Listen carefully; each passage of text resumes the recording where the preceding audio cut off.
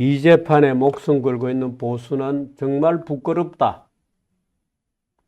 첫째, 선거 중 거짓말 범죄. 미국에서는 처벌하지도 않는 범죄고 독일과 프랑스에서는 처벌을 하지만 선거 결과에 중대한 영향을 주는 정도의 중대한 것만 처벌을 합니다. 트럼프 보세요. 얼마나 많은 거짓말을 했습니까? 해리스도 거짓말 밥 먹듯이 했거든요.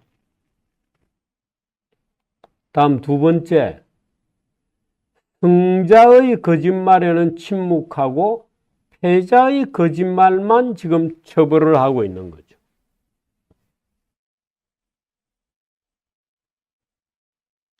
패자의 거짓말만 처벌하고 있습니다.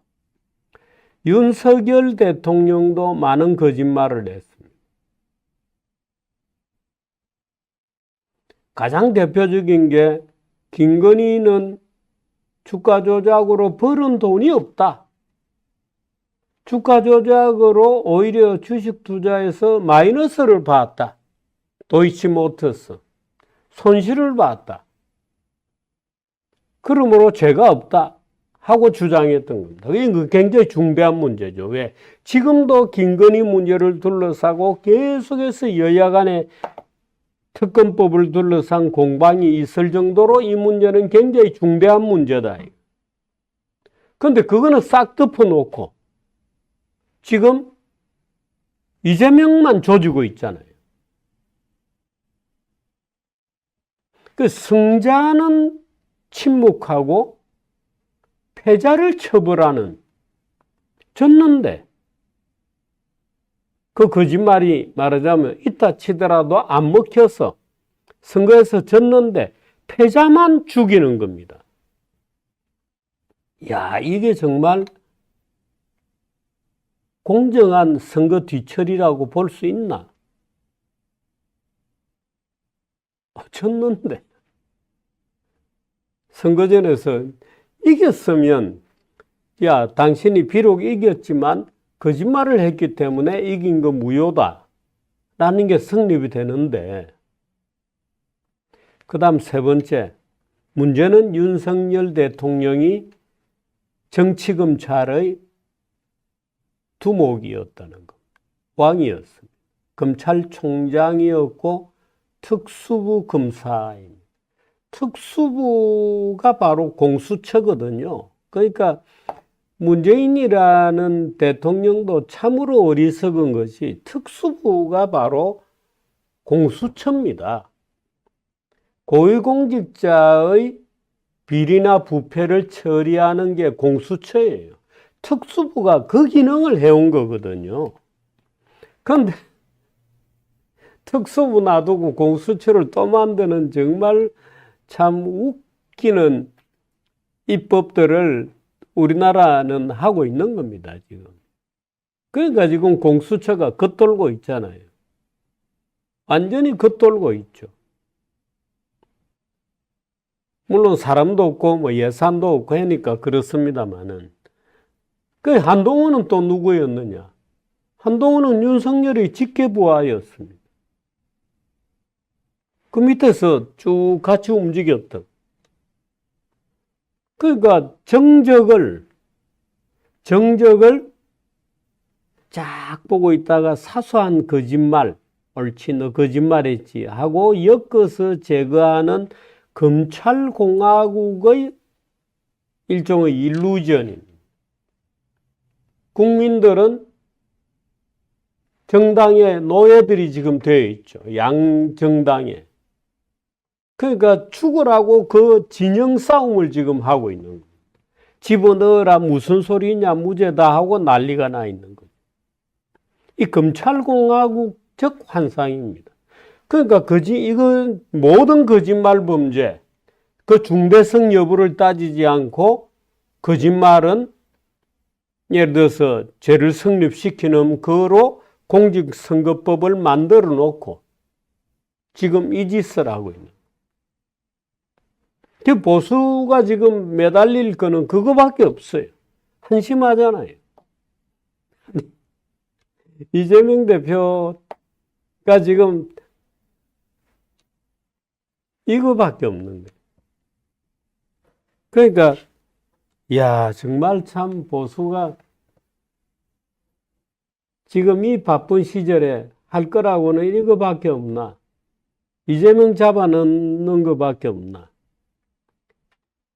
처음부터 그랬다는 거거든요. 서울대 법대 동창들 몇 명이서 모여가지고, 예? 힘 있는 분들이죠. 모여가지고, 이재명이 있는 동안에는 보수가 선거에서 백전백승한다.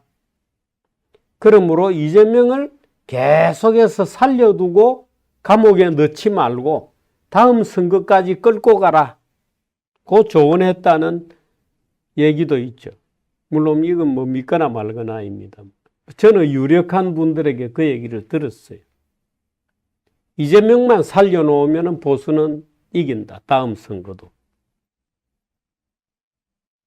그런데 이런 식의 정치를 사법화하는 거죠. 정적을 법망으로 엮어서 제거하는 이런 정치를 하는 게 맞는 거냐? 승자는 살려두고 오히려 그 승자가 패자를 치는 거죠. 승자의 거짓말은 놔두고 대통령이니까 형사소추의 대상이 아니다. 대통령이야말로 가장 중요한 자리니까 대통령은 더 사소한 거짓말이라도 처벌을 해야 될 텐데 대통령의 거짓말은 아무도 얘기 안 합니다. 보수도. 그러니까 보수는 부끄럽게 됐죠. 대통령 거짓말은 어떻게 할 거냐. 그럼 이재명이 김문기를 몰랐다는 걸 처벌하려고 그러면 예를 들어서 김건희 손실을 봤다는 그 거짓말에 대해서는 더 철퇴를 가지고 공직선거법을 적용해야 된다.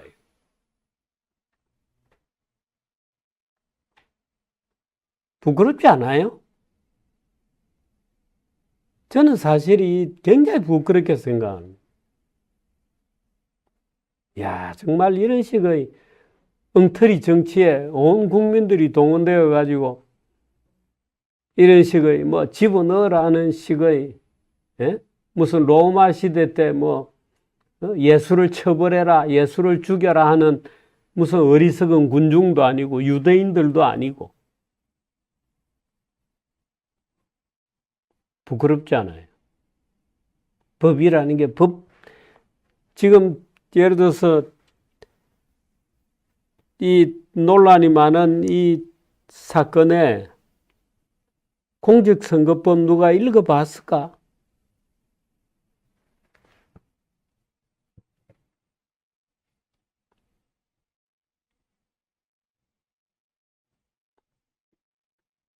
이거 누가 걸리면 여기 보세요.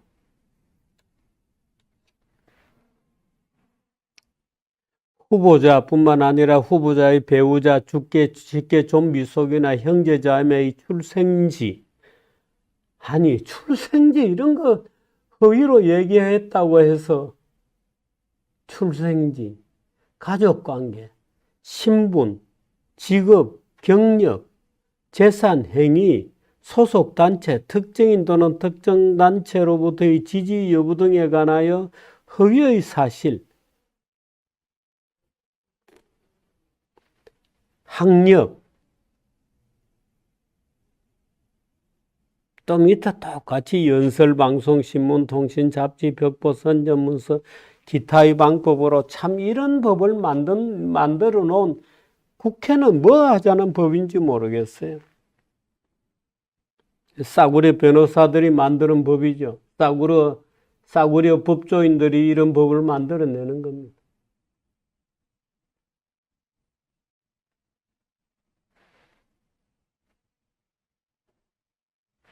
사실 이런 것들이 이런 것들이 안 고쳐지니까 우리나라에 성인 남자의 뭐 3분의 1, 4분의 1이라든가요. 3분의 1이 전과자라는 거 아닙니까?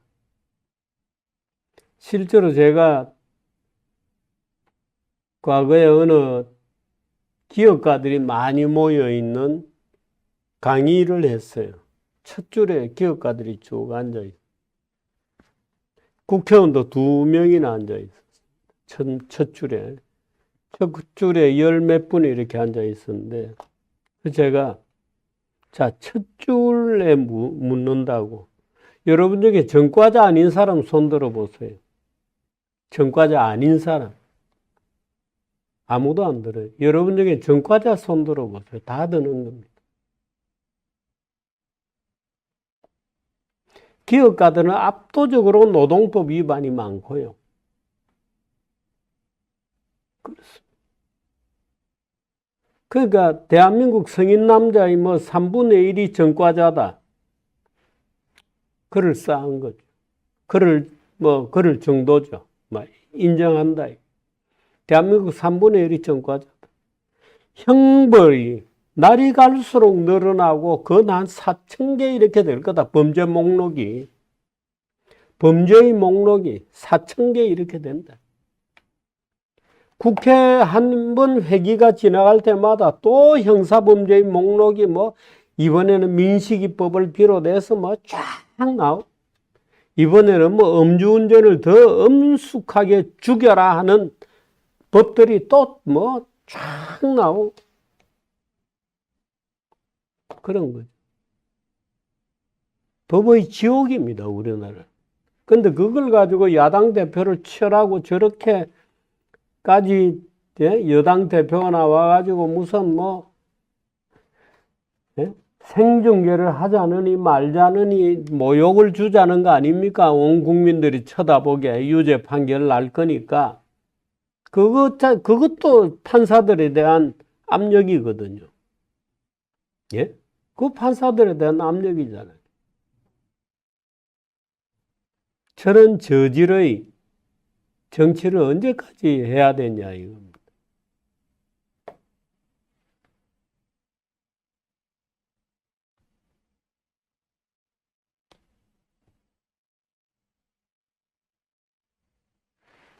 공직선거법은 이런 정도로 바꾸는 게 좋지 않겠습니까? 거짓말이라고 무조건 처벌하는 것은 아니어야 되고, 지금대로 하면 정치에 대한 사법적 개입은 필연적이거든요. 누구든지 걸면 걸립니다. 꼬투리 잡아가지고.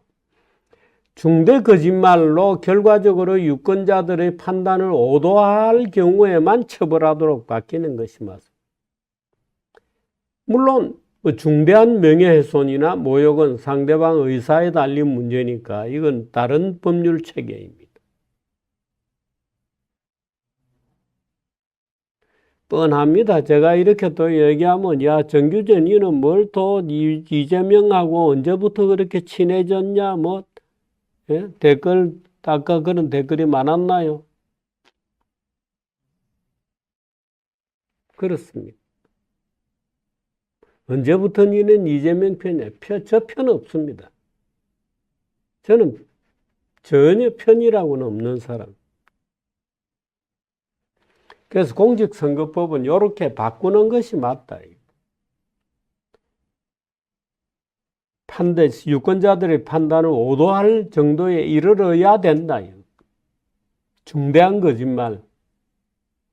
그리고 정치적 사건 이런 것들은 조심해야 됩니다. 서로 간에. 정치인들끼리 어떤 규칙이나 노음이 있어야 돼요. 품위가 있어야 됩니다. 아니, 당선된 사람도 거의 비슷한 수준의 거짓말을 밥 먹듯이 했는데, 그거는 봐주고, 떨어진 놈만 붙잡아가지고 막 패가지고 다음 선거에 못 나오게 두들겨 팬다는 게 그 쪽팔리지 않아요? 서부영화도 그런 깡패가 없습니다. 서부영화에도. 떨어진 놈 잡고 막 패가지고, 예?